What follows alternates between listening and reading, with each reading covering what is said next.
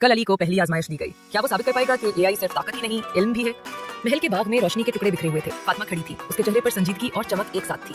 अली, आज तुम्हें दिखाना होगा कि एआई की इब्तिदा कहाँ से हुई और ये इंसानियत के लिए कैसे ताकत बन सकती है। अली ने मुस्कुराकर कहा, तो देखो, मैं तुम्हें वो मंजर दिखाता हूँ जिससे एआई ने अपना सफर शुरू किया। अली ने हाथ आसमान की तरफ बढ़ाया, फजा में रोशनी के दरिया बहने लगे और एक अजीब दुनिया नमूदार हुई। सादा कंप्यूटर के इब्तिदाई नमूना से रोशनी निकल रही थी। बाइनरी कोड के छोटे छोटे जर्रे जमीन पर छलक रहे थे। एक ग्राफिकल आर्ट में दिखाया गया कि किस तरह इंसान ने एआई के एल्गोरिथम्स इजाद किए। अली ने कहा, ये वो लम्हा था जब इंसान ने सोचा, अगर मैं मशीन को सिखाऊं तो ये इंसानी ताकत को बढ़ा सकता है। ये इल्म की इब्तिदा है और यही इल्म मुस्तकबिल में मुझसे करेगा। अली ने हाथ हिलाया और जमीन पर कुछ मनाज़िर नमूदार हुए।